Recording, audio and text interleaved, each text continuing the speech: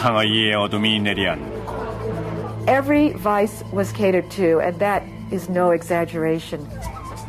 차이나타운의 밤이 찾아오면 There were Chinese gangs everywhere. They were shooting each other to pieces. 수백 년을 신화 속에서 얼굴을 숨겨온 중국의 범죄 조직이 기지개를 켠다. 그리고 Chinese organized crime members like to identify themselves with these ancient warriors. 피해 공포가 시작된다. The equivalent of kneecapping was to cut every tendon in your body, leaving you sort of a helpless mass of jelly on your doorstep. 늘 그들의 목표는 한 가지였다. They will simply make money by whatever means necessary.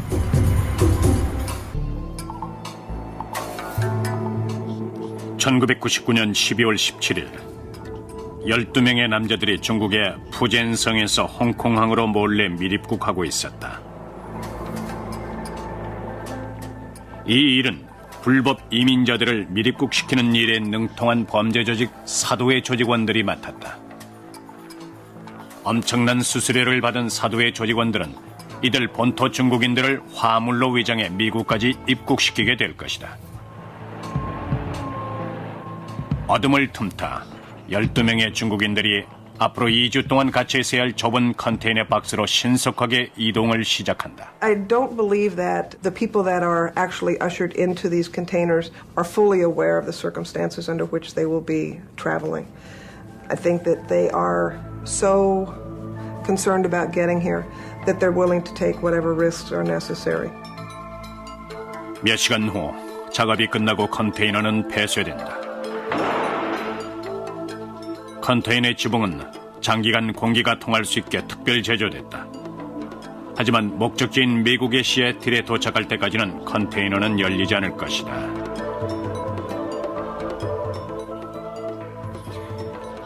시애틀에 대기 중인 사도의 조직원과 연결돼 있는 휴대폰 한 대를 제외하면 컨테이너 속엔 생필품이 전부였다. This particular container had down comforters, water, food, rice crackers, and receptacles for elimination of human waste. 다음 날 일본 동경에 본사를 둔 NYK 운송회사 소유의 컨테이너는 OOCL 페이스호라 명명된 선박에 선적됐고 운송회사의 담당자는 컨테이너에 방직 설비 부품들이 실렸다는 보고를 전해 듣는다. 그리고 해당 컨테이너 위로 8개의 컨테이너들이 겹겹이 쌓여졌다. 푸젠성 출신의 남자들은 불확실한 미래를 향해 컨테이너에 갇혀서 14일 동안 10,000km의 항해를 시작할 것이다. They were in utter fear of their lives and what was going to happen to them during the passage, but they had already been committed. There was no turning back.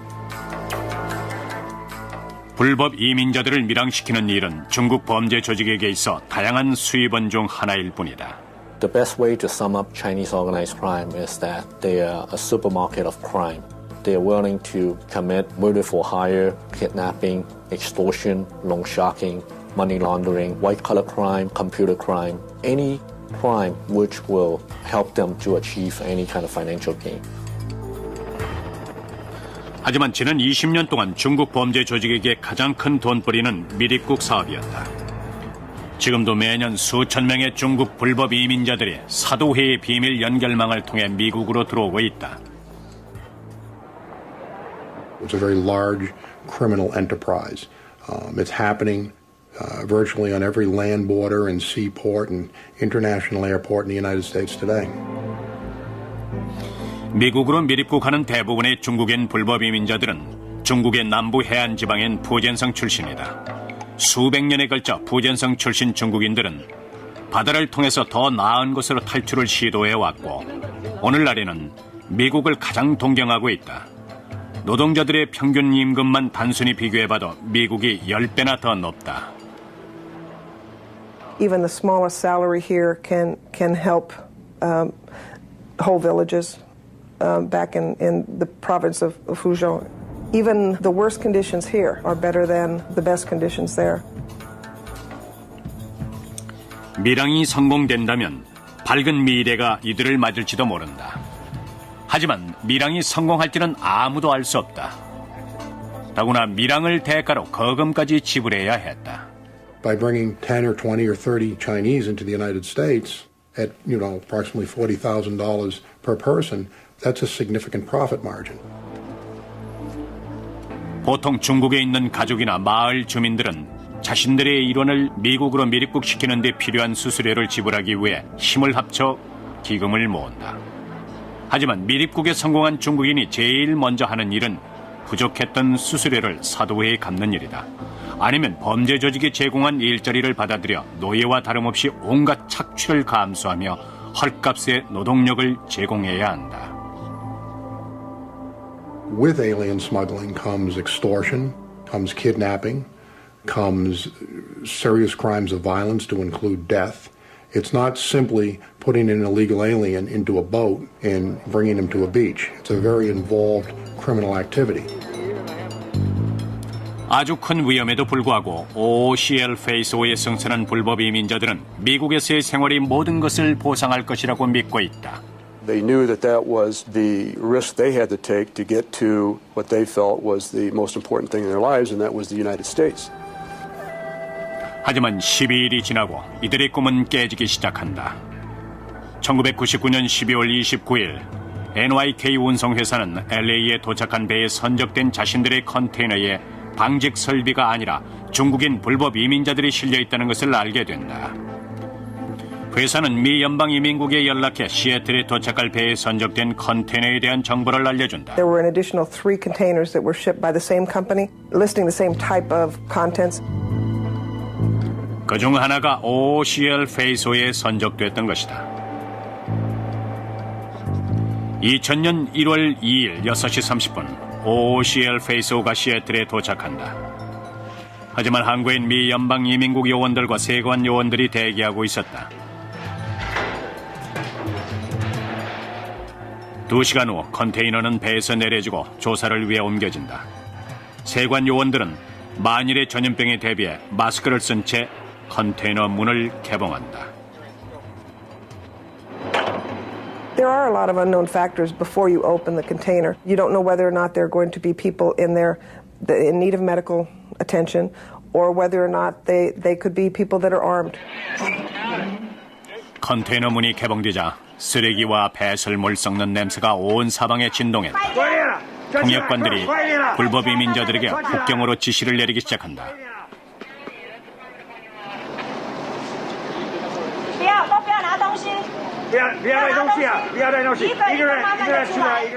I think one of the things that did strike me was the deplorable conditions that these people had to travel in. The fact that one entrepreneur would actually do this to human beings for money is something that was very difficult for me to deal with. 하지만 12명의 남자들은 모두 살아남았다. 하지만 고향을 떠나 10,000km에 이르는 4주 동안의 밀항은 실패로 끝이 났다. 이들은 미 연방 이민국에 의해 감금될 것이다. OOCL 페이스 5를 포함해 당시 한 주 동안 미립국자를 실은 배가 4대나 시애틀에 도착했다. 미 연방이민국은 밀항을 주도한 사도회 조직원 3명을 체포했고 그중 2명은 미립국 혐의로 2년의 실형을 선고받는다. 하지만 그렇게 하나의 미립국 루트가 봉쇄된다 해도 사도회의 새로운 조직원들이 그 자리를 대신할 것이다. I like to describe Chinese organized crime as the flu virus because they're constantly mutating into different groups and different alliances, and therefore they are very difficult to investigate. 오늘날 세계의 대도시에서 활동하는 중국 범죄 조직은 수백 개에 이른다. 하지만 중국 암흑 조직의 기원은 단 하나, 바로 삼합회다. 오래전부터 신비에 가려진 채 활동을 벌여온 결사 조직 천지회가 그 뿌리다.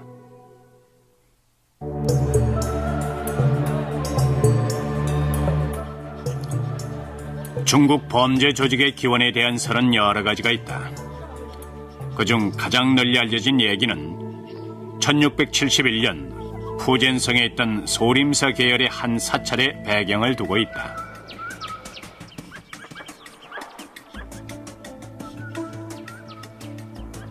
그곳에 속세와 인연을 끊고 조용히 생활하던 승려들이 있었다.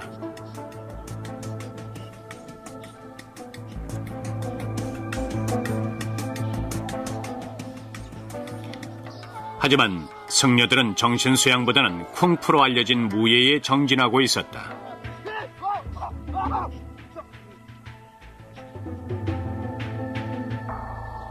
그러던 어느 날 승려들은 변방의 외적들이 북경까지 쳐들어와 청왕조를 위협하고 있다는 소식을 듣게 된다. This was a cataclysm. The imperial armies were not strong enough to withstand this. And so a desperate emperor turns to anybody he can find who can help quell this invasion. 결국 구국의 일념으로 소림사 승려들은 외적과 싸움을 벌이고 한 명의 희생자도 없이 외적들을 격퇴한다. 황제는 고마움의 표시로 엄청난 부와 높은 직위를 제안하지만 승려들은 정중히 사양하고 사찰로 돌아간다.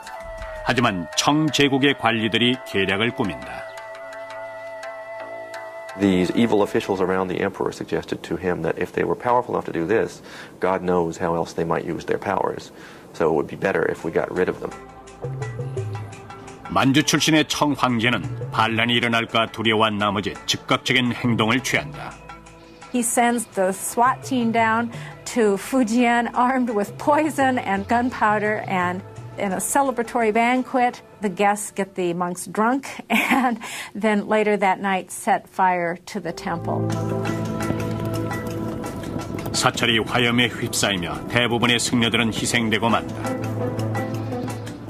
하지만 살아남은 5명의 승려들은 사찰을 탈출한다. 어느 강가에 도착해 휴식을 취하던 승려들은 강물에 떠내려오는 불에 탄 나무 조각을 발견하게 된다.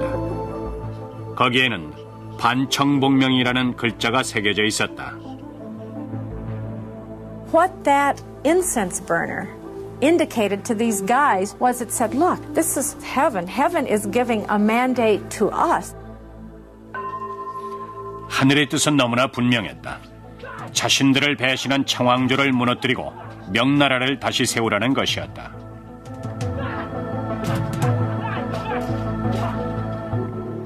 승려들은 반청복명의 위협을 달성할 동지를 규합하기 위해 전국으로 흩어졌다. 바로 이 얘기가 오랫동안 삼합회의 기원 설화처럼 전해져 내려왔다. 하지만 역사가들은 이 얘기가 허구일 뿐이며 실제 삼합회의 탄생 과정에서 대의 명분이란 전혀 없다고 주장한다. Chinese organized crime members like to identify themselves with these ancient heroes and warriors in order to glamorize their criminal activities. And I think all that is just garbage. 학자들에 따르면 삼합회는 1700년대에 푸젠성에서 태동하기 시작했다. 민중의 빈곤이 극에 달하고 젊은이들은 일자리를 찾아 거리를 헤매고 다녔다. 당시 푸젠성의 거리는 강도와 도둑이 들끓는 아주 위험한 장소였다. Fujian is the Wild West of China in the 1700s. One is subject at all times to being insulted, to being bullied, to being robbed, to being taken advantage of, to being swindled, to being even killed.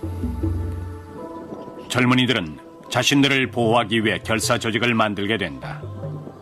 의형제처럼 뭉쳐진 조직원들은 조직에 대한 충성을 맹세했다.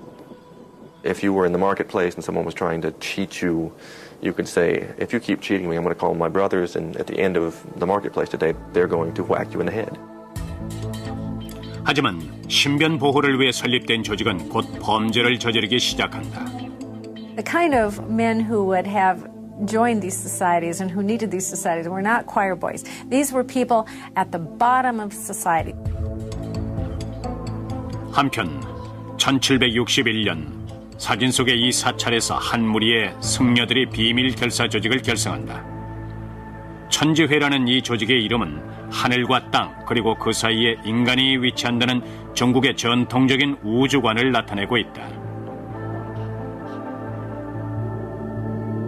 천지회는 이 우주관을 담아서 정삼각형 속에 홍자가 자리 잡은 표식을 사용했다.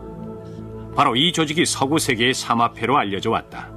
이 조직은 얼마 지나지 않아 푸젠성 지역 곳곳으로 그 세력을 확장했다.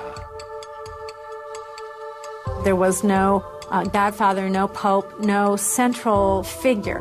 The society was founded as a series of small autonomous units or cells that seemed to appear almost at random. 새 조직원은 엄숙한 입회식을 거쳐야 했는데 이 의식은 지금의 삼합회까지 전해지고 있다. 입회자는 새 가족이 됐다는 의미에서 검을 들고 서 있는 조직원들 사이를 통과해야 했다. 그러면 동물을 죽여 그 피를 포도주에 섞고 거기에 재를 넣었다. 그 잔에 입회자가 손가락을 찔러 자신의 피를 흘려넣은 다음 형제들을 절대 배신하지 않겠다는 맹세를 한 후 그 술을 마셨다. 몇십 년 동안 천지회는 신분을 드러내지 않은 채 활동을 계속했다. 하지만 1787년 청왕조는 천지회의 존재를 알게 된다.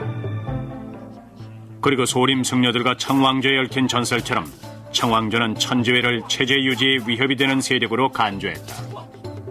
So if they launched a sort of witch hunt along the coast of Fujian, where in some places they went literally from house to house, searching out people supposedly associated with the Heaven and Earth Society. 하지만 더 큰 저항이 불길처럼 번진다. The more the government or anybody else tries to stamp it out, the more it seems to spread and thrive.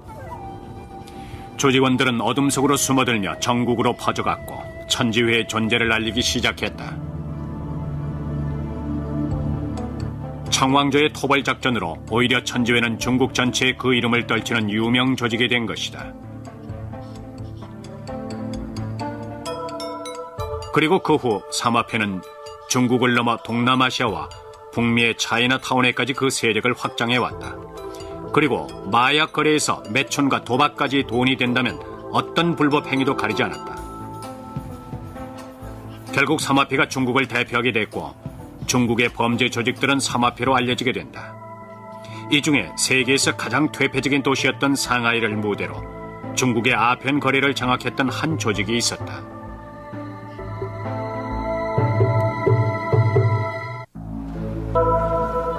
지금처럼 1900년대 초에도 상하이는 중국에서 가장 국제적인 도시였다.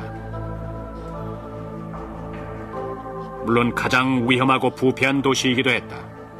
It was the place where East met West in China, and there was a great deal of excess. Every vice was catered to, and that is no exaggeration. 상하이는 영국, 프랑스, 중국이 관할하는 독립된 경찰력을 가진 세계 자치구역으로 나누어져 있었다. It was a perfect breeding ground for criminality. A bandit could go and commit a crime in one jurisdiction, slip across into the other and escape arrest. 하지만 상하이의 뒷골목을 지배한 밤의 제왕은 단 한 명이었다. 바로 이 인물이 중국 역사에서 가장 큰 세력을 떨쳤던 암흑가의 우두머리로 알려져 왔다. 1700년대 후반 삼합회의 설립과 더불어 중국 전역에서 비밀 결사 조직들이 속속 결성되기 시작한다. 그중에는 악명을 떨쳤던 청방도 포함되어 있었다. 청방은 화중지구에서 북경으로 곡물을 수송하는 수로인 대운하에서 일하는 선원들의 이권을 위한 조직으로 처음 등장했다. 하지만 증기선이 등장하면서 일자리를 잃게 된 선원들은 도시로 발길을 돌린다. These Green Gang members began to filter into Shanghai, where they became, first of all, fairly normal laborers, but quickly began to spread into the rackets of the city. 선적과 운송의 경험이 많았던 청방의 조직원들은 상하이의 아펜 사업의 적격인 인물들이었다. Opium was the biggest business in Shanghai. And then out of the opium business were various ancillary criminal enterprises, armed robbery, prostitution, numbers operations, loan sharking. The list goes on and on and on. 1920년대 중반 정방의 조직원들이 상하이의 거의 모든 구역에서 불법 사업을 관장했다. 정방이 관리했던 구역은 시카고의 알카포네의 거의 맞먹는 규모였다. The Green Gang was able, in an amazingly short period of time, to change from an old-fashioned North Chinese group of sworn brothers into one of the most powerful criminal organizations in the world. 그 조직의 중심에는 알카포네도 근접하기 어려울 정도로 강력한 힘과 영향력을 가진 인물이 있었다. 바로 두해성이다. 상하이 황포강 유역의 가난한 농촌 마을인 푸동에서 고아로 자라 교육도 받지 못한 두해성은 14살에 상하이로 간다.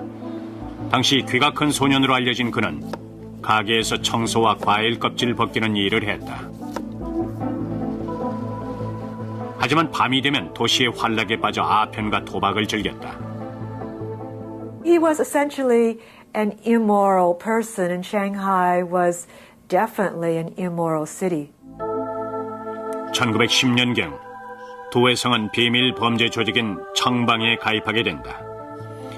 얼마 뒤 수완이 좋았던 젊은 두해성은 상하이에서 프랑스 관할 구역의 우두머리인 황진롱의 수하가 된다.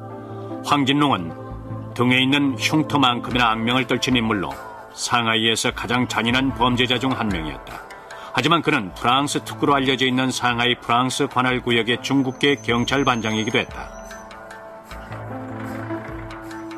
Huang Jinrong was valuable not just because he could provide information to the French police, but because he could manage the underworld of the French concession.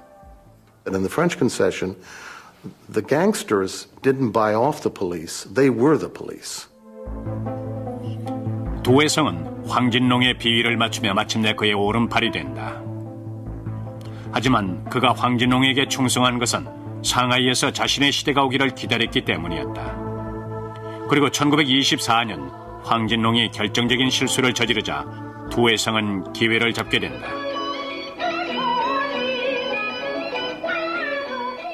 오페라 공연이 있던 어느 날 밤이었다.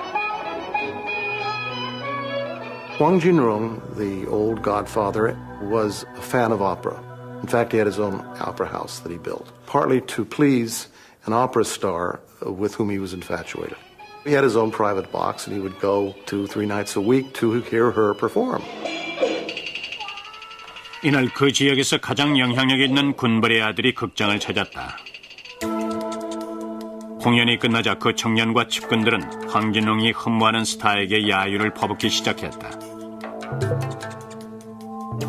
모욕을 참지 못한 황진롱은 부하들에게 그 청년을 혼내주라고 명령한다. 결국 그 청년은 잔인하게 폭행을 당한다. 하지만 이는 도를 넘어선 행동이었다. 당시 중국에서 군벌은 가장 영향력 있는 세력의 하나였다.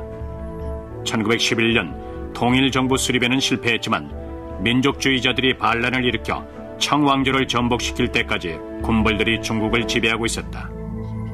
사건 이틀 후 황진롱이 납치됐지만 조직원들이 할 수 있는 일은 아무것도 없었다. It was a major humiliation for him.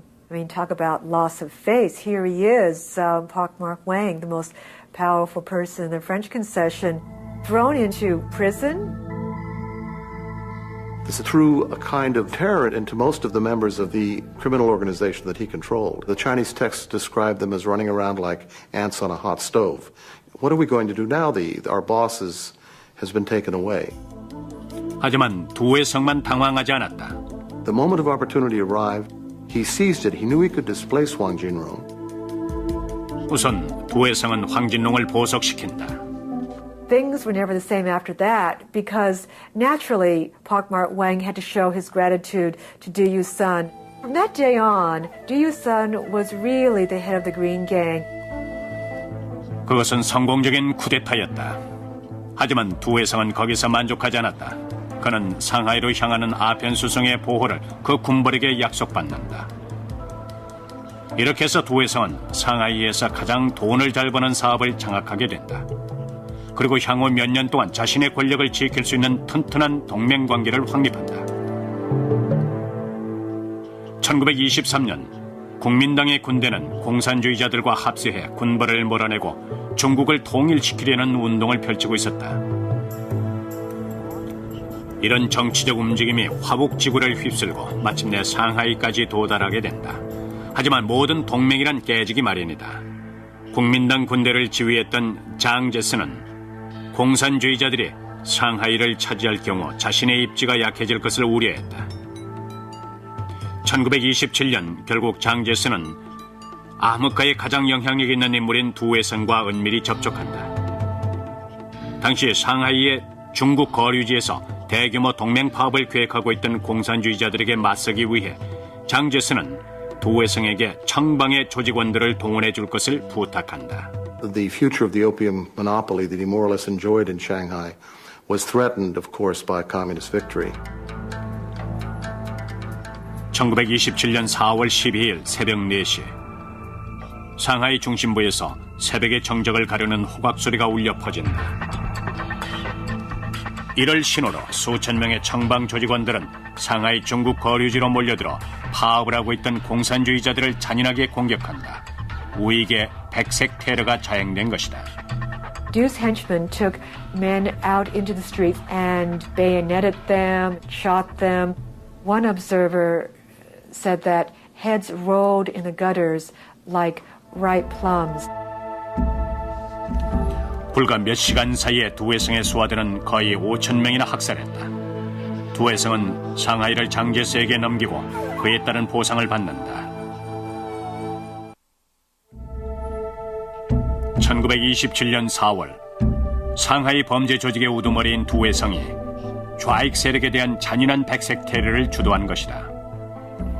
그리고 이 뒤에는 상하이를 지배하기 위해 수천의 공산주의자들을 살육하도록 청방을 사주한 국민당의 장제스가 있었다. 이 일을 대가로 두 회성은 국민당 군대에서 장군의 지위를 얻게 되고 이와 더불어 그가 그토록 바라던 존경까지 받게 된다.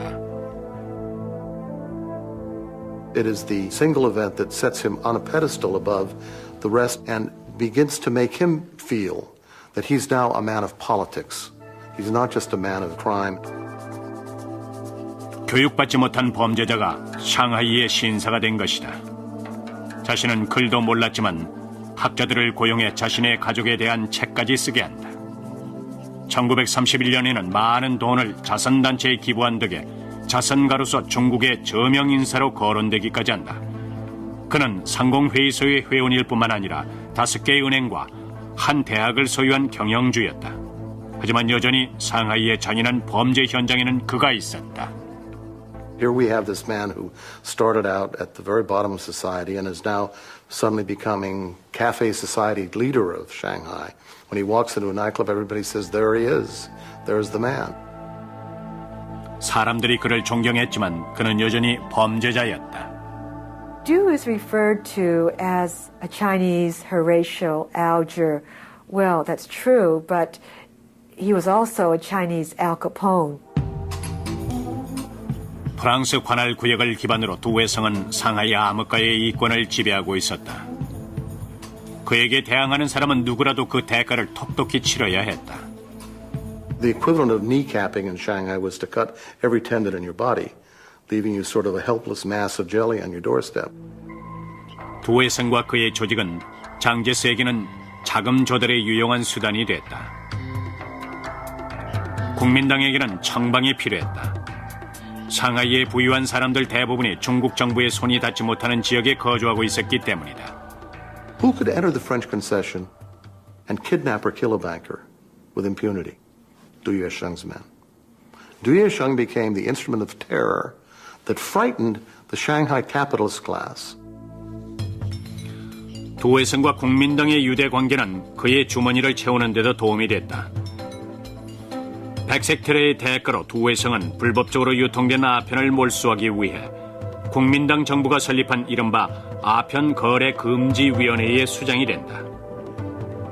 이미 상하이에서 아편 사업을 지배하던 그는 정부의 지지를 등에 업고 국민당 정부가 몰수한 엄청난 양의 아편까지 독차지하는 특권을 누린다. It turns into an amazing kind of deal. It's sort of like using cocaine from an evidence room in the police force to sell it on the streets again. 1930년대 초반 두 회성이 관할하던 상하이 암흑가는 철옹성처럼 보였다. 그는 중국에서 가장 힘있는 범죄자인 동시에 상하이에서 가장 영향력 있는 인물이었다.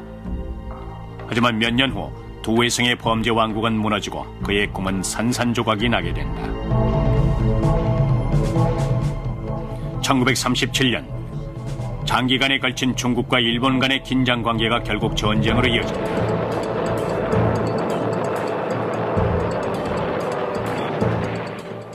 (8월 14일) 일본은 상하이에 거센 공격을 개시한다. 중국 거류지에서 빠져나온 난민들이 일본군의 위협에서 벗어나길 바라며 다른 지역으로 쏟아져 나간다. 상하이가 공격을 받고 있는 상황에서 두 회성은 자신의 조직을 전시체제로 바꾼다. 청방 조직원들은 중국 군대의 전방에 투입되고 일본 점령군들에 대항해서 조직화된 게릴라 활동을 펼친다. 하지만 그들의 저항에도 불구하고 상하이는 3개월 후에 함락되고 만다.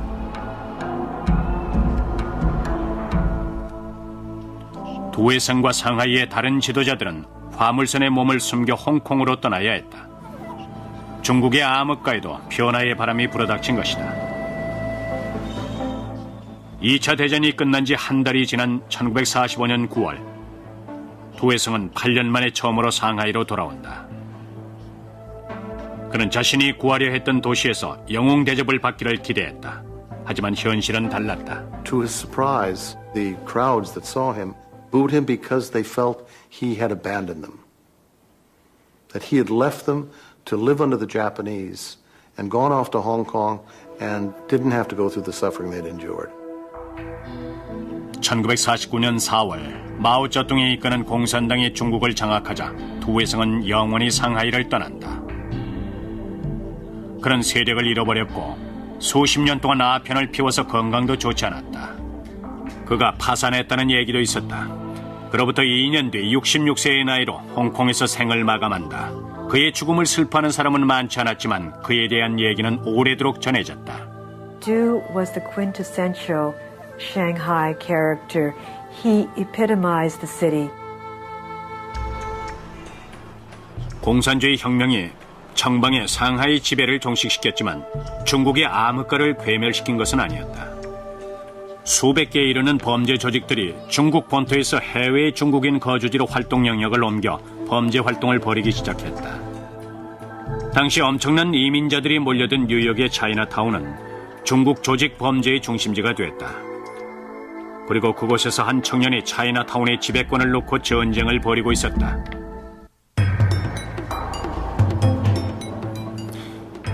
(1977년) 뉴욕의 차이나타운의 중심인 모트 거리는 조직 간의 혈투가 난무하고 있었다.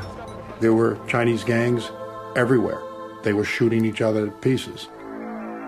그 한가운데 야심에 찬 젊은 범죄자 니키 루이가 있었다. This is his neighborhood. It's like John Gotti sits in front of the Ravenite Club. This guy sat on Mott Street. 160cm에 54kg인 니키 루이는 암흑가의 영웅들과는 거리가 먼 인물처럼 보였다.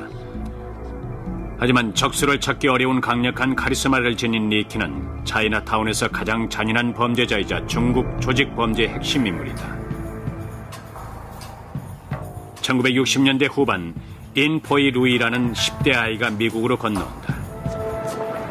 곧 니키라는 이름으로 알려지게 된 그 아이는 조용한 중국인 이민자들 속에서 자신을 준비하고 있었다.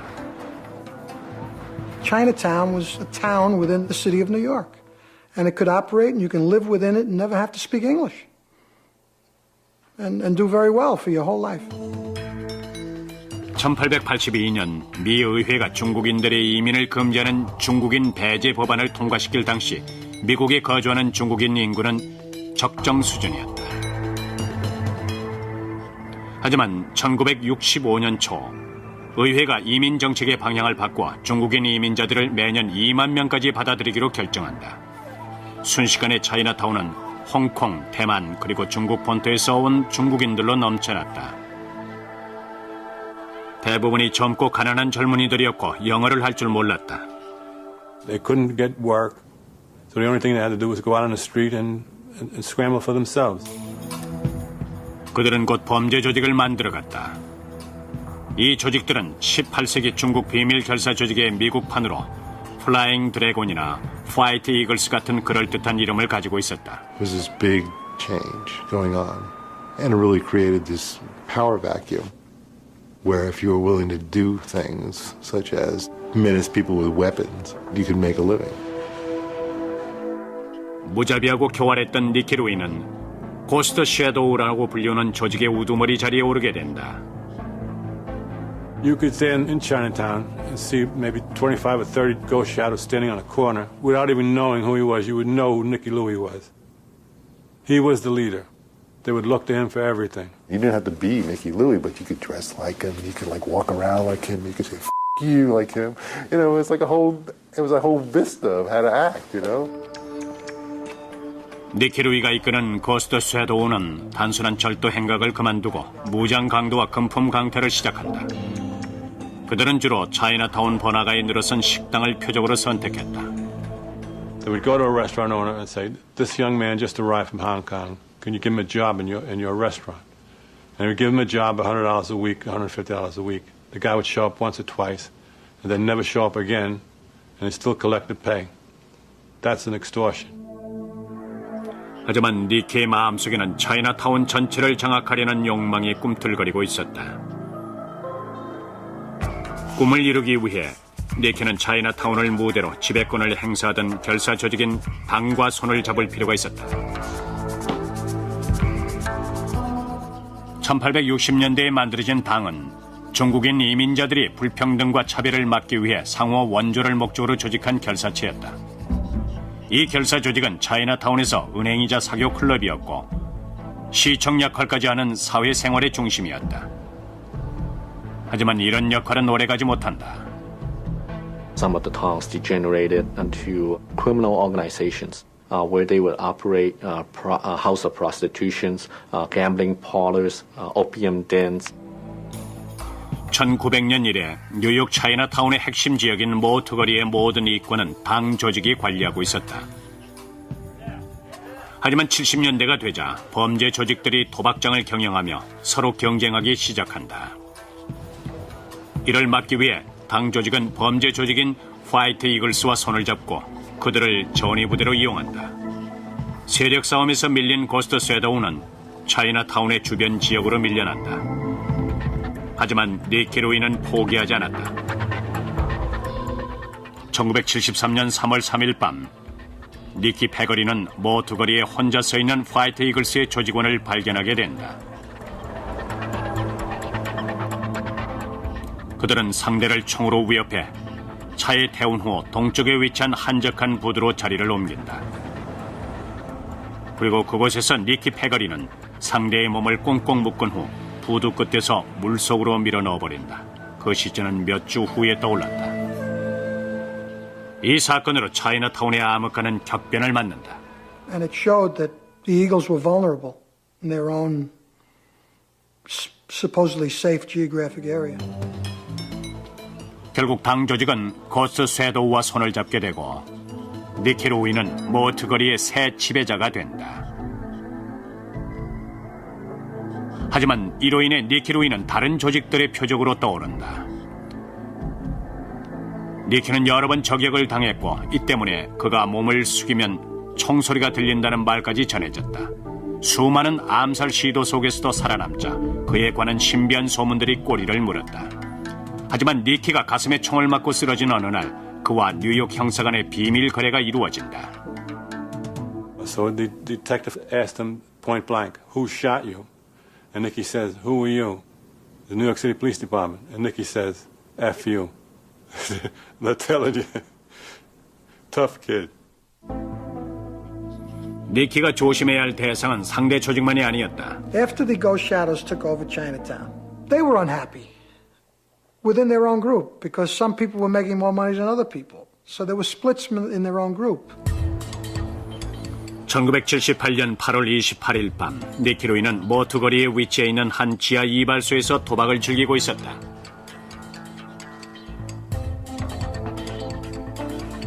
동료인 로버트 수가 갑자기 총을 빼들고 머리를 쏘았을 때 니키에게 피할 시간이란 없었다. 하지만 총알은 머리를 관통하지 못했다. Nicky jumps up, and now he's running around the barber's chairs. And this is what he tells me. He hears the gun click, which means it's either empty or it misfired. He runs by the guy and out, runs to Canal Street, runs to Elizabeth Street, and walks into the station house. Says, I'm shot. And why not the police station? There's no other killers there.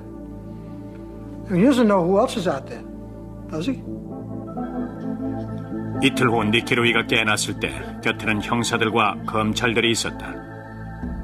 이 사건으로 니키는 검찰에 협조해 암살범의 범죄를 증언하기로 한다. 하지만 몇 건의 살인사건을 포함해 자신의 범죄에 대해서도 진술해야 했다.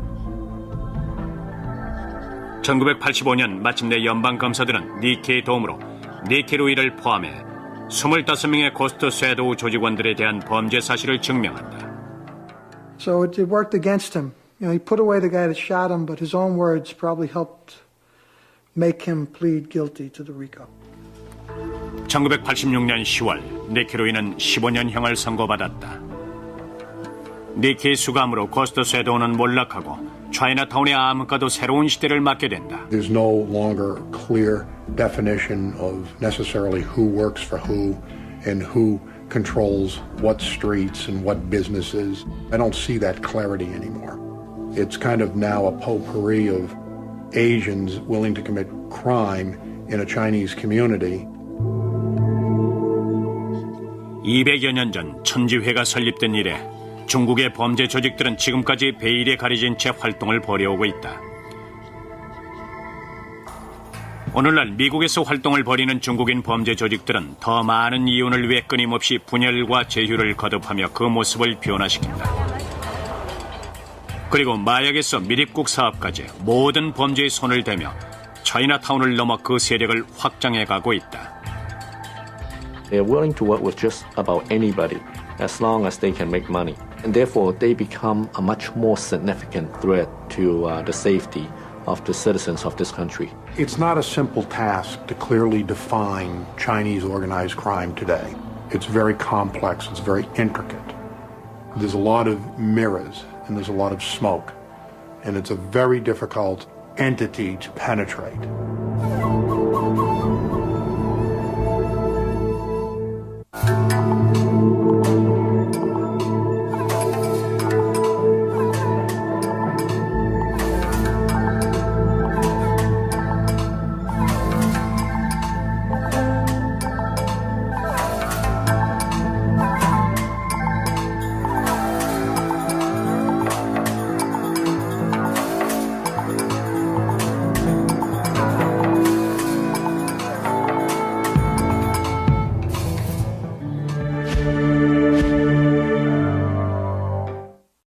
가난한 농촌 마을인 푸동에서 고아로 자라 교육도 받지 못한 도회성은 14살에 상하이로 간다. 당시 귀가 큰 소년으로 알려진 그는 가게에서 청소와 과일 껍질 벗기는 일을 했다. 하지만 밤이 되면 도시의 환락에 빠져 아편과 도박을 즐겼다. He was essentially an immoral person, and Shanghai was definitely an immoral city. 1910년경 도회성은 비밀 범죄 조직인 청방에 가입하게 된다. 얼마 뒤 수완이 좋았던 젊은 도회성은 상하이에서 프랑스 관할 구역의 우두머리인 황진롱의 수하가 된다. 황진롱은 등에 있는 흉터만큼이나 악명을 떨친 인물로 상하이에서 가장 잔인한 범죄자 중 한 명이었다. 하지만 그는 프랑스 특구로 알려져 있는 상하이 프랑스 관할 구역의 중국계 경찰반장이기도 했다. Huang Jinwen was valuable not just because he could provide information to the French police, but because he could manage the underworld of the French concession. And in the French concession, the gangsters didn't buy off the police, they were the police. 도회성은 황진롱의 비위를 맞추며 마침내 그의 오른팔이 된다.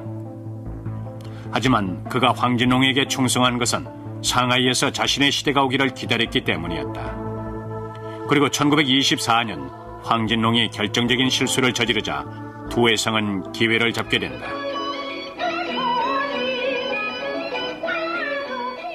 오페라 공연이 있던 어느 날 밤이었다. Huang Jinrong, the old godfather, was a fan of opera. In fact, he had his own opera house that he built, partly to please an opera star with whom he was infatuated. He had his own private box, and he would go 2-3 nights a week to hear her perform. 이날 그 지역에서 가장 영향력 있는 군벌의 아들이 극장을 찾았다. 공연이 끝나자 그 청년과 측근들은 황진롱이 흠모하는 스타에게 야유를 퍼붓기 시작했다. 모욕을 참지 못한 황진롱은 부하들에게 그 청년을 혼내주라고 명령한다. 결국 그 청년은 잔인하게 폭행을 당한다. 하지만 이는 도를 넘어선 행동이었다. 당시 중국에서 군벌은 가장 영향력 있는 세력의 하나였다. 1911년 통일정부 수립에는 실패했지만 민족주의자들이 반란을 일으켜 청왕조를 전복시킬 때까지 군벌들이 중국을 지배하고 있었다. 사건 이틀 후 황진롱이 납치됐지만 조직원들이 할 수 있는 일은 아무것도 없었다. It was a major humiliation for him. I mean, talk about loss of face. Here he is, Pak Mark Wang, the most powerful person in the French concession, thrown into prison. This threw a kind of terror into most of the members of the criminal organization that he controlled. The Chinese texts describe them as running around like ants on a hot stove. What are we going to do now? Our boss has been taken away. 하지만 두 회성만 당황하지 않았다. The moment of opportunity arrived. He seized it. He knew he could displace Huang Jinrong. 우선 두 회성은 황진롱을 보석시킨다. Things were never the same after that because naturally Pak Mark Wang had to show his gratitude to Du Yusun. From that day on, Du Yusun was really the head of the Green Gang. 그것은 성공적인 쿠데타였다. 하지만 두 회성은 거기서 만족하지 않았다. 그는 상하이로 향하는 아편 수송의 보호를 그 군벌에게 약속받는다. 이렇게 해서 두 회성은 상하이에서 가장 돈을 잘 버는 사업을 장악하게 된다. 그리고 향후 몇 년 동안 자신의 권력을 지킬 수 있는 튼튼한 동맹관계를 확립한다. 1923년 국민당의 군대는 공산주의자들과 합세해 군벌을 몰아내고 중국을 통일시키려는 운동을 펼치고 있었다. 이런 정치적 움직임이 화북지구를 휩쓸고 마침내 상하이까지 도달하게 된다. 하지만 모든 동맹이란 깨지기 마련이다. 국민당 군대를 지휘했던 장제스는 공산주의자들이 상하이를 차지할 경우 자신의 입지가 약해질 것을 우려했다. 1927년 결국 장제스는 암흑가의 가장 영향력 있는 인물인 두 회성과 은밀히 접촉한다. 당시 상하이의 중국 거류지에서 대규모 동맹 파업을 계획하고 있던 공산주의자들에게 맞서기 위해 장제스는 두 회성에게 청방의 조직원들을 동원해 줄 것을 부탁한다. The future of the opium monopoly that he more or less enjoyed in Shanghai was threatened, of course, by communist victory. 1927년 4월 12일 새벽 4시 상하이 중심부에서 새벽의 정적을 가르는 호각 소리가 울려 퍼진다. 이를 신호로 수천 명의 청방 조직원들은 상하이 중국 거류지로 몰려들어 파업을 하고 있던 공산주의자들을 잔인하게 공격한다. 우익의 백색 테러가 자행된 것이다. Du's henchmen took men out into the streets and bayoneted them, shot them. One observer said that heads rolled in the gutters like ripe plums. 불과 몇 시간 사이에 두 회성의 수하들은 거의 5,000명이나 학살했다. 두 회성은 상하이를 장제스에게 넘기고 그에 따른 보상을 받는다. 1927년 4월 상하이 범죄 조직의 우두머리인 두 회성이 좌익 세력에 대한 잔인한 백색 테러를 주도한 것이다. 그리고 이 뒤에는 상하이를 지배하기 위해 수천의 공산주의자들을 살육하도록 청방을 사주한 국민당의 장제스가 있었다. 이 일을 대가로 두 회성은 국민당 군대에서 장군의 지위를 얻게 되고 이와 더불어 그가 그토록 바라던 존경까지 받게 된다. It is the single event that sets him on a pedestal above the rest and begins to make him feel that he's now a man of politics. He's not just a man of crime. 교육받지 못한 범죄자가 샹하이의 신사가 된 것이다. 자신은 글도 몰랐지만 학자들을 고용해 자신의 가족에 대한 책까지 NYK 운송회사는 LA에 도착한 배에 선적된 자신들의 컨테이너에 방직 설비가 아니라 중국인 불법 이민자들이 실려 있다는 것을 알게 된다. 회사는 미 연방이민국에 연락해 시애틀에 도착할 배에 선적된 컨테이너에 대한 정보를 알려준다. There were an additional 3 containers that were shipped by the same company, listing the same type of contents. 그중 하나가 OOCL 페이소에 선적됐던 것이다. 2000년 1월 2일 6시 30분 OOCL 페이소가 시애틀에 도착한다. 하지만 항구엔 미 연방이민국 요원들과 세관 요원들이 대기하고 있었다. 2시간 후 컨테이너는 배에서 내려지고 조사를 위해 옮겨진다. 세관 요원들은 만일의 전염병에 대비해 마스크를 쓴 채 컨테이너 문을 개봉한다. There are a lot of unknown factors before you open the container. You don't know whether or not there are going to be people in there in need of medical attention or whether or not they could be people that are armed. 컨테이너 문이 개봉되자 쓰레기와 배설물 썩는 냄새가 온 사방에 진동했다. 통역관들이 불법 이민자들에게 국경으로 지시를 내리기 시작한다.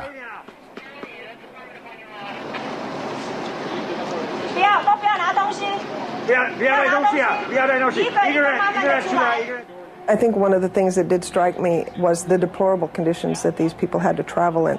The fact that one entrepreneur would actually do this to human beings for money is something that was very difficult for me to deal with. 하지만 12명의 남자들은 모두 살아남았다.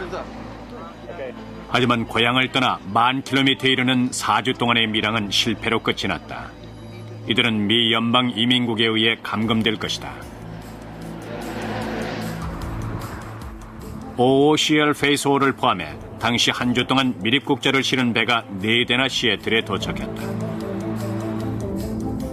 미 연방이민국은 밀항을 주도한 사도의 조직원 3명을 체포했고 그중 2명은 미립국 혐의로 2년의 실형을 선고받는다. 하지만 그렇게 하나의 미립국 루트가 봉쇄된다 해도 사도회의 새로운 조직원들이 그 자리를 대신할 것이다. I like to describe Chinese organized crime as the flu virus because they're constantly mutating into different groups and different alliances, and therefore they are very difficult to investigate. 오늘날 세계의 대도시에서 활동하는 중국 범죄 조직은 수백 개에 이른다. 하지만 중국 암흑 조직의 기원은 단 하나, 바로 삼합회다. 오래전부터 신비에 가려진 채 활동을 벌여온 결사 조직 천지회가 그 뿌리다.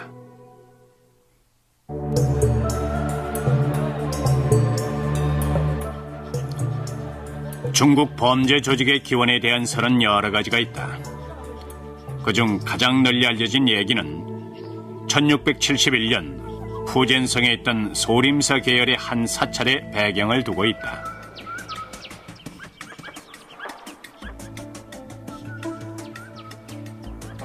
그곳에 속세와 인연을 끊고 조용히 생활하던 승려들이 있었다.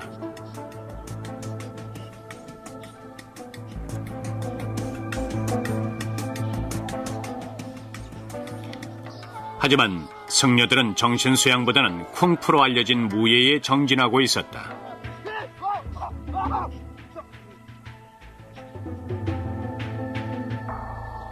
그러던 어느 날 승려들은 변방의 외적들이 북경까지 쳐들어와 청왕조를 위협하고 있다는 소식을 듣게 된다. This was a cataclysm. The imperial armies were not strong enough to withstand this. And so a desperate emperor turns to anybody he can find who can help quell this invasion. 결국 구국의 일념으로 소림사 승려들은 외적과 싸움을 벌이고 한 명의 희생자도 없이 왜적들을 격퇴한다. 황제는 고마움의 표시로 엄청난 부와 높은 직위를 제안하지만 승려들은 정중히 사양하고 사찰로 돌아간다. 하지만 청제국의 관리들이 계략을 꾸민다. These evil officials around the emperor suggested to him that if they were powerful enough to do this, God knows how else they might use their powers. So it would be better if we got rid of them. 만주 출신의 청황제는 반란이 일어날까 두려워한 나머지 즉각적인 행동을 취한다. He sends the SWAT team down to Fujian armed with poison and gunpowder, and in a celebratory banquet, the guests get the monks drunk and then later that night set fire to the temple. 사찰이 화염에 휩싸이며 대부분의 승려들은 희생되고 만다.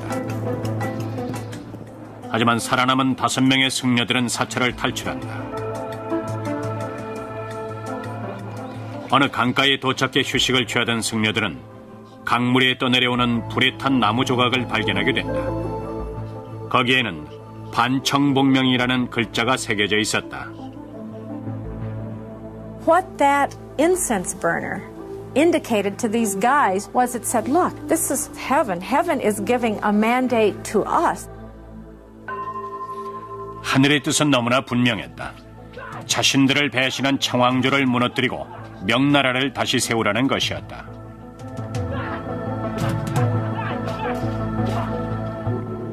승려들은 반청복명의 위협을 달성할 동지를 규합하기 위해 전국으로 흩어졌다. 바로 이 얘기가 오랫동안 삼합회의 기원 설화처럼 전해져 내려왔다. 하지만 역사가들은 이 얘기가 허구일 뿐이며 실제 삼합회의 탄생 과정에서 대의 명분이란 전혀 없다고 주장한다. Chinese organized crime members like to identify themselves with these ancient heroes and warriors in order to glamorize their criminal activities. And I think all that is just garbage. 학자들에 따르면 삼합회는 1700년대에 푸젠성에서 태동하기 시작했다. 쓰게 한다. 1931년에는 많은 돈을 자선단체에 기부한 덕에 자선가로서 중국의 저명인사로 거론되기까지 한다. 그는 상공회의소의 회원일 뿐만 아니라 5개의 은행과 한 대학을 소유한 경영주였다. 하지만 여전히 상하이의 잔인한 범죄 현장에는 그가 있었다. Here we have this man who started out at the very bottom of society and is now suddenly becoming cafe society leader of Shanghai. When he walks into a nightclub, everybody says, there he is. There's the man. 사람들이 그를 존경했지만 그는 여전히 범죄자였다. Du is referred to as a Chinese Horatio Alger. Well, that's true, but he was also a Chinese Al Capone. 프랑스 관할 구역을 기반으로 두웨성은 상하이 암흑가의 이권을 지배하고 있었다. 그에게 대항하는 사람은 누구라도 그 대가를 톡톡히 치러야 했다. The equivalent of kneecapping in Shanghai was to cut every tendon in your body, leaving you sort of a helpless mass of jelly on your doorstep. 두웨성과 그의 조직은 장제스에게는 자금 조달에 유용한 수단이 됐다. 국민당에게는 청방이 필요했다. 상하이에 부유한 사람들 대부분이 중국 정부의 손이 닿지 못하는 지역에 거주하고 있었기 때문이다. Who could enter the French concession and kidnap or kill a banker with impunity? Du Yuesheng's men. Du Yuesheng became the instrument of terror that frightened the Shanghai capitalist class. 두웨성과 국민당의 유대 관계는 그의 주머니를 채우는 데도 도움이 됐다. 백색 테러의 대가로 두웨성은 불법적으로 유통된 아편을 몰수하기 위해 국민당 정부가 설립한 이른바 아편 거래 금지 위원회의 수장이 된다. 이미 상하이에서 아편 사업을 지배하던 그는 정부의 지지를 등에 업고 국민당 정부가 몰수한 엄청난 양의 아편까지 독차지하는 특권을 누린다. It turns into an amazing kind of deal. It's sort of like using cocaine from an evidence room in the police force to sell it on the streets again. 1930년대 초반 두웨성이 관할하던 상하이 암흑가는 철옹성처럼 보였다. 그는 중국에서 가장 힘있는 범죄자인 동시에 상하이에서 가장 영향력 있는 인물이었다. 하지만 몇 년 후 두회성의 범죄 왕국은 무너지고 그의 꿈은 산산조각이 나게 된다. 1937년 장기간에 걸친 중국과 일본 간의 긴장 관계가 결국 전쟁으로 이어졌다.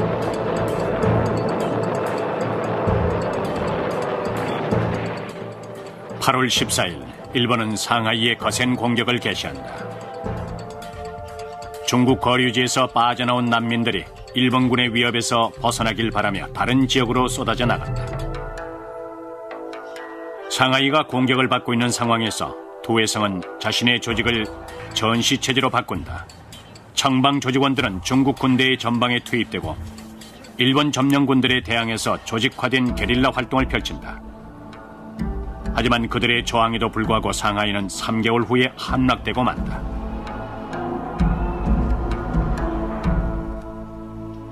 두회성과 상하이의 다른 지도자들은 화물선에 몸을 숨겨 홍콩으로 떠나야 했다. 중국의 암흑가에도 변화의 바람이 불어닥친 것이다. 2차 대전이 끝난 지 한 달이 지난 1945년 9월, 두회성은 8년 만에 처음으로 상하이로 돌아온다.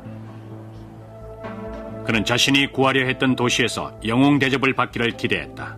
하지만 현실은 달랐다. To his surprise, the crowds that saw him booed him because they felt he had abandoned them. That he had left them to live under the Japanese and gone off to Hong Kong and didn't have to go through the suffering they'd endured. 1949년 4월 마오쩌둥이 이끄는 공산당이 중국을 장악하자 두회성은 영원히 상하이를 떠난다. 그는 세력을 잃어버렸고 수십 년 동안 아편을 피워서 건강도 좋지 않았다. 그가 파산했다는 얘기도 있었다. 그로부터 2년 뒤 66세의 나이로 홍콩에서 생을 마감한다. 그의 죽음을 슬퍼하는 사람은 많지 않았지만 그에 대한 얘기는 오래도록 전해졌다. Du was the quintessential Shanghai character. He epitomized the city. 공산주의 혁명이 청방의 상하이 지배를 종식시켰지만 중국의 암흑가를 괴멸시킨 것은 아니었다. 수백 개에 이르는 범죄 조직들이 중국 본토에서 해외 중국인 거주지로 활동 영역을 옮겨 범죄 활동을 벌이기 시작했다. 당시 엄청난 이민자들이 몰려든 뉴욕의 차이나타운은 중국 조직 범죄의 중심지가 됐다. 그리고 그곳에서 한 청년이 차이나타운의 지배권을 놓고 전쟁을 벌이고 있었다.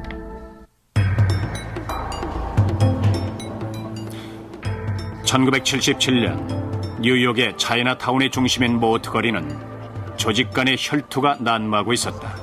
There were Chinese gangs everywhere. They were shooting each other to pieces. 그 한가운데 야심에 찬 젊은 범죄자 니키 로이가 있었다. This is his neighborhood. It's like John Gotti sits in front of the Ravenite Club. This guy sat on Mott Street. 160cm에 54kg인 니키 로이는 암흑가의 영웅들과는 거리가 먼 인물처럼 보였다. 하지만 적수를 찾기 어려운 강력한 카리스마를 지닌 니키는 차이나타운에서 가장 잔인한 범죄자이자 중국 조직 범죄의 핵심 인물이다. 1960년대 후반 인포이 루이라는 10대 아이가 미국으로 건너온다. 곧 니키라는 이름으로 알려지게 된 그 아이는 조용한 중국인 이민자들 속에서 자신을 준비하고 있었다. Chinatown was a town within the city of New York. And it could operate and you can live within it and never have to speak English. And do very well for your whole life. 1882년 미 의회가 중국인들의 이민을 금지하는 중국인 배제 법안을 통과시킬 당시 미국에 거주하는 중국인 인구는 적정 수준이었다. 하지만 1965년 초 의회가 이민 정책의 방향을 바꿔 중국인이 민중의 빈곤이 극에 달하고 젊은이들은 일자리를 찾아 거리를 헤매고 다녔다. 당시 푸젠성의 거리는 강도와 도둑이 들끓는 아주 위험한 장소였다. Fujian is the Wild West of China in the 1700s. One is subject at all times to being insulted, to being bullied, to being robbed, to being taken advantage of, to being swindled, to being even killed. 젊은이들은 자신들을 보호하기 위해 결사 조직을 만들게 된다. 의형제처럼 뭉쳐진 조직원들은 조직에 대한 충성을 맹세했다. If you were in the marketplace and someone was trying to cheat you, you could say, if you keep cheating me, I'm going to call my brothers, and at the end of the marketplace today, they're going to whack you in the head. 하지만 신변 보호를 위해 설립된 조직은 곧 범죄를 저지르기 시작한다. The kind of men who would have joined these societies and who needed these societies were not choir boys. These were people at the bottom of society. 한편 1761년 사진 속의 이 사찰에서 한 무리의 승려들이 비밀 결사 조직을 결성한다. 천지회라는 이 조직의 이름은 하늘과 땅 그리고 그 사이에 인간이 위치한다는 중국의 전통적인 우주관을 나타내고 있다. 천지회는 이 우주관을 담아서 정삼각형 속에 홍자가 자리 잡은 표식을 사용했다. 바로 이 조직이 서구 세계의 삼합회로 알려져 왔다. 이 조직은 얼마 지나지 않아 푸젠성 지역 곳곳으로 그 세력을 확장했다. There was no godfather, no pope, no central figure. The society was founded as a series of small autonomous units or cells that seemed to appear almost at random. 새 조직원은 엄숙한 입회식을 거쳐야 했는데 이 의식은 지금의 삼합회까지 전해지고 있다. 입회자는 새 가족이 됐다는 의미에서 검을 들고 서 있는 조직원들 사이를 통과해야 했다. 그러면 동물을 죽여 그 피를 포도주에 섞고 거기에 재를 넣었다. 그 잔에 입회자가 손가락을 찔러 자신의 피를 흘려넣은 다음 형제들을 절대 배신하지 않겠다는 맹세를 한 후 그 술을 마셨다. 몇십 년 동안 천지회는 신분을 드러내지 않은 채 활동을 계속했다. 하지만 1787년 청왕조는 천지회의 존재를 알게 된다. 그리고 소림 승려들과 청왕조에 얽힌 전설처럼 청왕조는 천지회를 체제 유지에 위협이 되는 세력으로 간주했다. So if they launched a sort of witch hunt along the coast of Fujian, where in some places they went literally from house to house, searching out people supposedly associated with the Heaven and Earth Society. 하지만 더 큰 저항이 불길처럼 번진다. The more the government or anybody else tries to stamp it out, the more it seems to spread and thrive. 조직원들은 어둠 속으로 숨어들며 전국으로 퍼져갔고 천지회의 존재를 알리기 시작했다. 청왕조의 토벌 작전으로 오히려 천지회는 중국 전체에 그 이름을 떨치는 유명 조직이 된 것이다. 그리고 그 후 삼합회는 중국을 넘어 동남아시아와 북미의 차이나타운에까지 그 세력을 확장해왔다. 그리고 마약 거래에서 매춘과 도박까지 돈이 된다면 어떤 불법 행위도 가리지 않았다. 결국 삼합회가 중국을 대표하게 됐고 중국의 범죄 조직들은 삼합회로 알려지게 된다. 이 중에 세계에서 가장 퇴폐적인 도시였던 상하이를 무대로 중국의 아편 거래를 장악했던 한 조직이 있었다.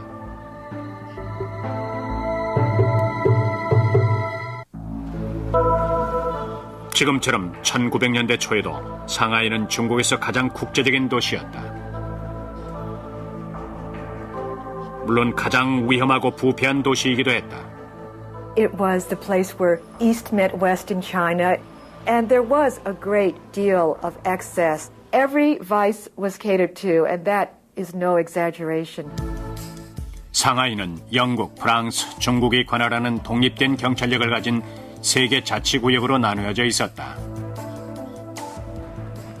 It was a perfect breeding ground for criminality. A bandit could go and commit a crime in one jurisdiction, slip across into the other and escape arrest.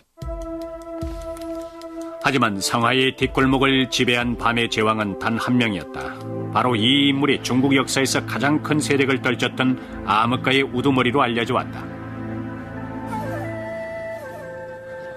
1700년대 후반 삼합회의 설립과 더불어 중국 전역에서 비밀 결사 조직들이 속속 결성되기 시작한다.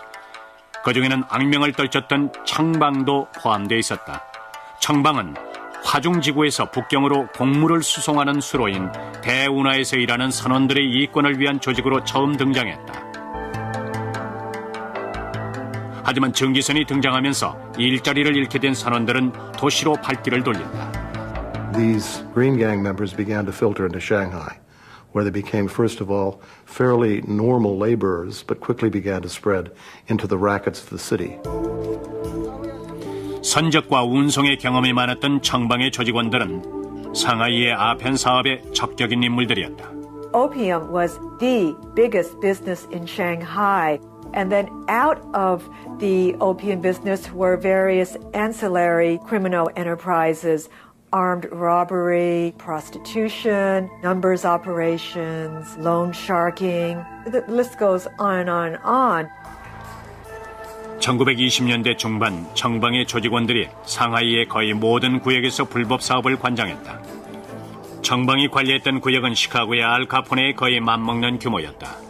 The Green Gang was able, in an amazingly short period of time, to change from an old-fashioned North Chinese group of sworn brothers into one of the most powerful criminal organizations in the world.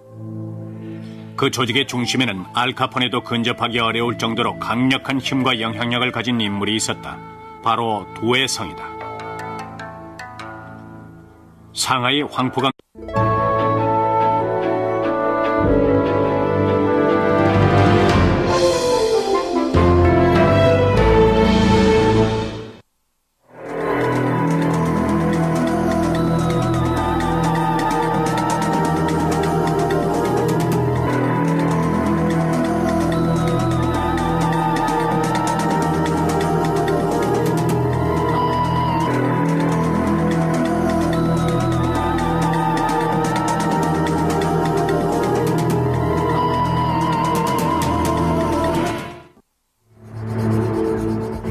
상하이의 어둠이 내려앉고 Every vice was catered to, and that is no exaggeration.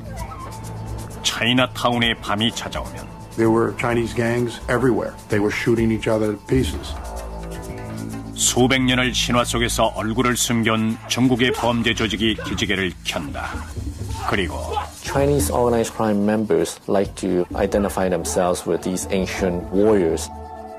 피해 공포가 시작된다. The equivalent of kneecapping was to cut every tendon in your body, leaving you sort of a helpless mass of jelly on your doorstep. 늘 그들의 목표는 한 가지였다. They will simply make money by whatever means necessary.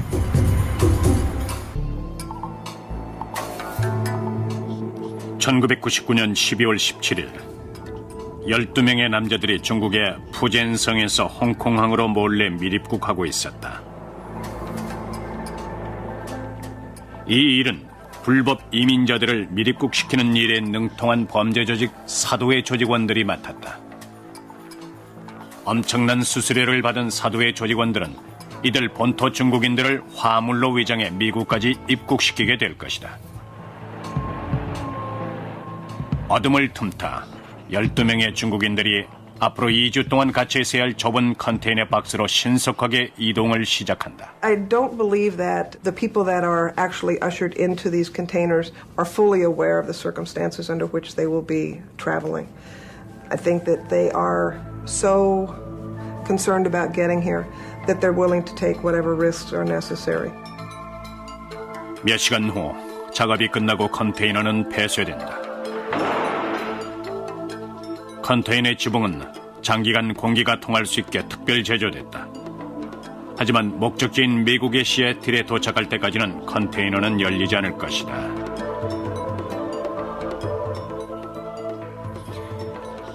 시애틀에 대기 중인 사도의 조직원과 연결돼 있는 휴대폰 한 대를 제외하면 컨테이너 속엔 생필품이 전부였다.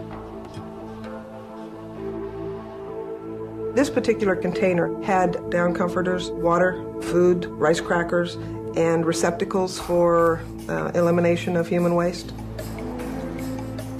다음 날 일본 동경에 본사를 둔 NYK 운송회사 소유의 컨테이너는 OOCL 페이스호라 명명된 선박에 선적됐고 운송회사의 담당자는 컨테이너에 방직 설비 부품들이 실렸다는 보고를 전해 듣는다. 그리고 해당 컨테이너 위로 8개의 컨테이너들이 겹겹이 쌓여졌다. 푸젠성 출신의 남자들은 불확실한 미래를 향해 컨테이너에 갇혀서 14일 동안 10,000km의 항해를 시작할 것이다.